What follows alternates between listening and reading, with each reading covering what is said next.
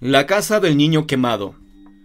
En los escritos de Rivapalacio y Luis González Obregón, así como en documentos del Archivo General de la Nación, se han encontrado los elementos para narrar esta leyenda. Hasta el siglo pasado existieron las ruinas de esta casa, en lo que hoy es esquina de Bucareli y avenida Chapultepec, desde lo que fue Campo Florido hasta más allá de lo que hoy es Niza. Apenas si había unas cuantas casonas.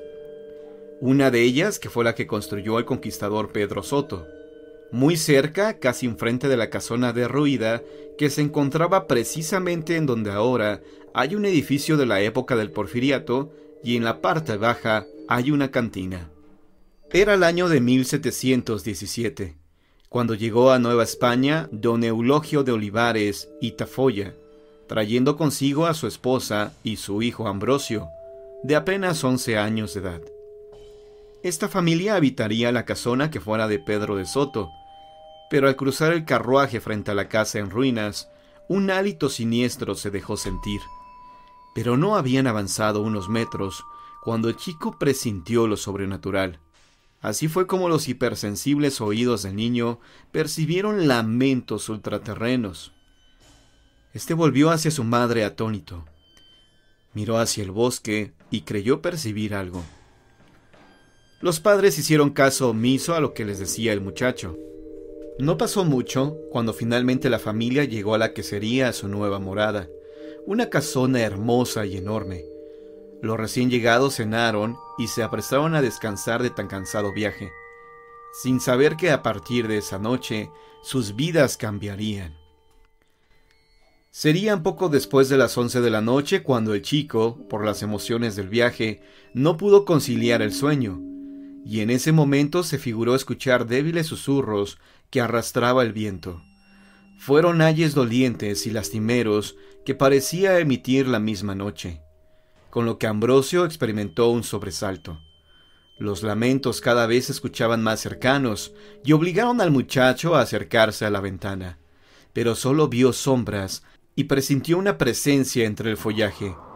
El viento arrastró los lamentos y aquella presencia se convirtió en un susurro, y sin poder dormir, esperó vestido hasta que llegara al día siguiente, sin decir nada a sus padres. Poco antes de la medianoche, los lamentos lastimeros se volvieron a escuchar, y Ambrosio se levantó, salió de su casa y se lanzó hacia el bosque en persecución de quien se lamentaba tan dolorosamente.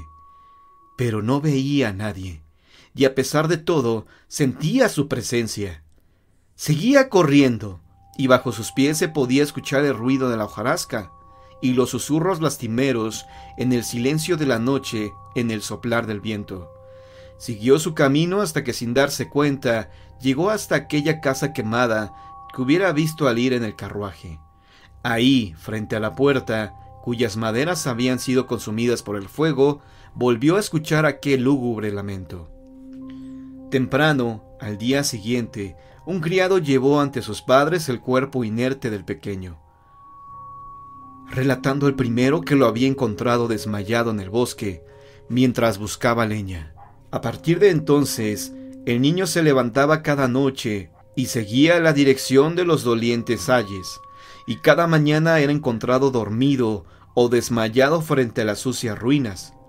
Tal cosa tenía a sus padres profundamente preocupados, pues creían que la criatura era sonámbula.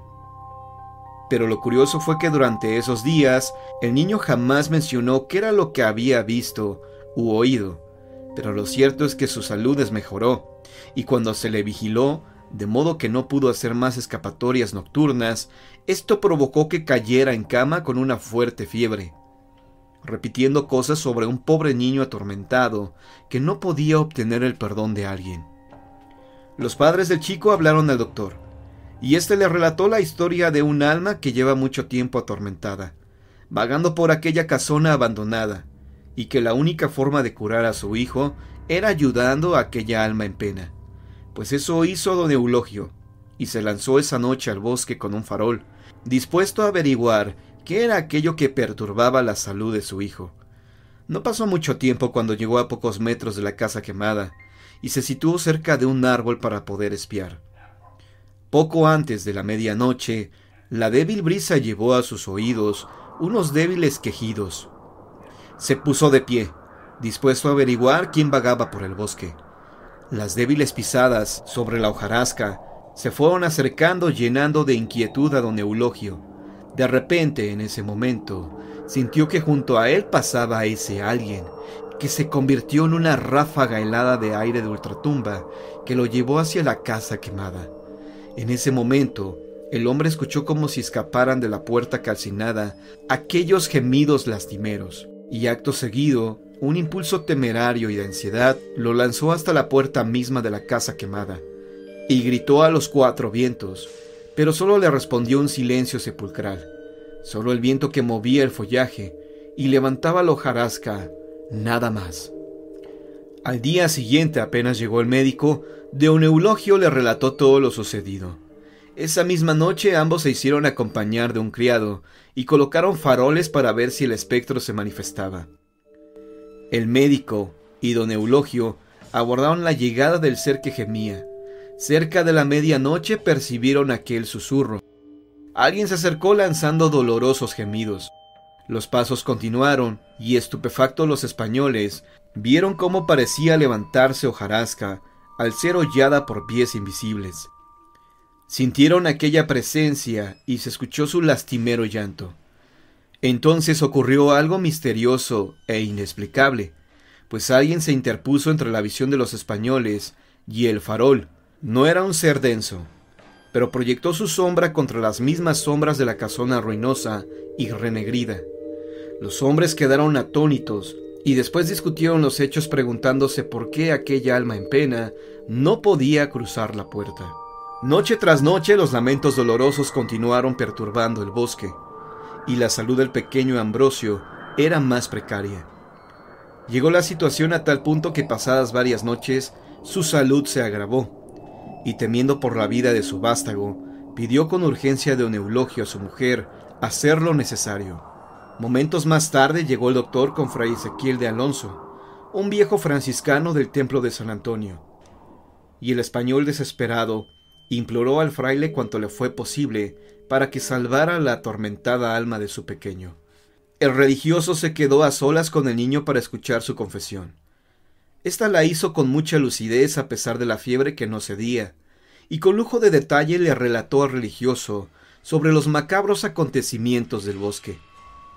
Minutos más tarde salió el fraile, dirigiéndose a don Eulogio, y el doctor que aguardaba les dijo que el pequeño se encontraba muy mal. Sin embargo, sabía remedio para esta situación, así que el religioso le dio la instrucción de que prepararan antorchas y faroles y se dirigieron al bosque. Aquella extraña comitiva que iba a luchar con un fantasma se internó en el bosque rumbo a la casa quemada, y una vez que llegaron colocaron los faroles sobre las escaleras y las antorchas fueron colocadas a lo largo del camino que recorría la doliente alma. Los tres hombres aguardaron la aparición, y los criados se marcharon.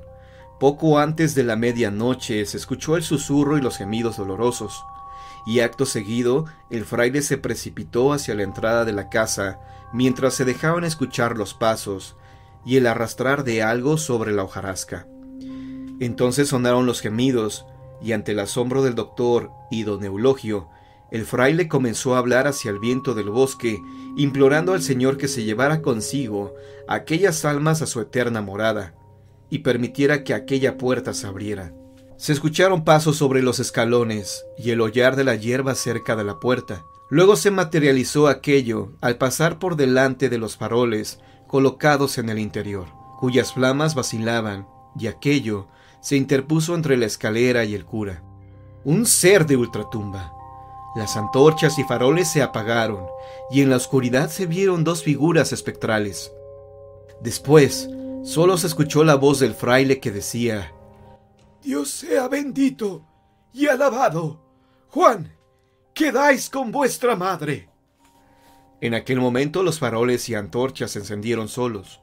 Sopló un viento, y todo pareció volver a la normalidad. Y aún tembloroso por la emoción pasada, el religioso regresó ante los asustados caballeros, y después los tres estuvieron en la casa de don Eulogio, el espectáculo ultraterreno aún los tenía sobrecogidos. El fraile les relató a los españoles sobre aquellas almas atormentadas que conoció en vida. Se trataba de un mozuelo que abandonó a su madre por irse en pos de una mítica aventura, y el chico que llevara en vida el nombre de Juan Enríquez de Pineda, deslumbrado por relatos de viejos soldados, se marchó en busca de 7 ciudades de oro perdidas, y en vano suplicó su viuda madre para que no la dejara en desamparo. Pero él se marchó dejándola en su amargo llanto.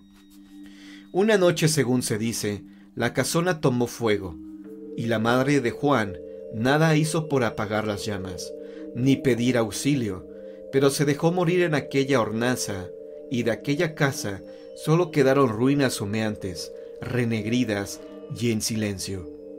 Más tarde se supo que el muchacho había muerto quemado en su malograda aventura, pero finalmente su alma encontró el descanso eterno al lado de su madre.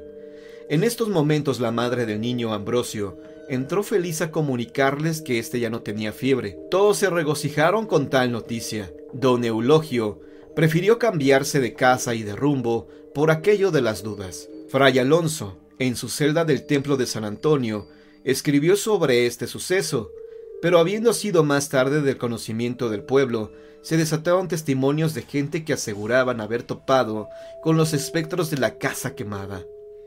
Hay tesis de que este tipo de fenómenos suelen repetirse, así que cuando dirijan sus pasos por este rumbo, cuídense de toparse con esas almas en pena. Sobre su caballo, cruzaba a paso reposado por los montes secos del rancho El Salitral. Bajo la luna, la suave brisa del verano siseaba entre el chaparral en aquella noche llena de estrellas que parecían hacer valla, reverentes, a los lados del camino de San Andrés, nebulosa y blanca vía que invitaba a cabalgar por las estrellas. Nada podía interrumpir la tranquilidad de la noche. Solo a veces algún sonido le recordaba que no estaba solo en aquel campo, pues el aullido de algún coyote en romance con la luna, o el chillido de la lechuza, lo seguían a lo largo del camino. Él sabía muy bien que eran solo inofensivos animales, seres de la noche que como sombras fugaces se agregaban al paisaje nocturno. De pronto, descubrió al centro del camino una figura blanca, y con cautela se acercó. Todo recelo se desvaneció al ver que se trataba de un pequeño, como de 5 años, cubierto con una especie de bata blanca, y que lloraba desconsolado, tal vez perdido en medio de aquel paisaje estepario. Le preguntó a dónde iba, y el niño solamente señaló adelante del camino sin dejar de sollozar. Así que lo subió al frente de la silla y lo abrazó tratando de consolarlo. Puso el caballo al trote para ver si más adelante encontraba algún pariente de la criatura. Quizás se le había caído de algún guayín. Sería tal vez de un rancho vecino y tendría que darle amparo en su jacal hasta el día siguiente en que pudiera salir a indagar por sus familiares. Pensaba en varias posibles soluciones mientras el niño había dejado de llorar. La calma volvió al camino y ya el hombre pudo preguntarle de nuevo por su familia. El niño volvió a llorar mientras el caballo entró en repentino estado de nerviosismo. El ranchero sacudió de los hombros al niño para intentar darle ánimos, y en ese momento descubrió cómo los dientes se le habían convertido en largas y filosas puntas que sobresalían por entre los labios. Instintivamente trató de derribarlo, pero era ahora una criatura muy fuerte, y el ranchero fue quien cayó del caballo cuando encabritado empezó a reparar, y se lanzó a monte traviesa entre saltos y relinchos desesperados. Aquel pequeño, pero horroroso ser, estuvo a punto de caer, pero se sostuvo en ancas mientras el animal se perdía a galope tendido por el monte. El hombre se levantó del camino y a paso rápido, sin reponerse aún del susto, tomó por veredas acortando la distancia para llegar a su rancho. Llegó jadeante, cansado, y encontró ahí al caballo, todavía nervioso, con el lomo y ancas surcadas de múltiples y profundos arañazos. Hombre y caballo descansaron aquella noche, que de bella se había troncado en pesadilla. La bestia se apacentaba, olvidada ya en la benevolencia de su ser irracional, mientras el ranchero daba vueltas en su lecho. atormentado aún por tanta confusión y duda a la que quizá jamás encontraría una respuesta. Tal vez, por los montes de Anáhuac, no son tan inofensivas y simples todas las criaturas habitantes de la noche.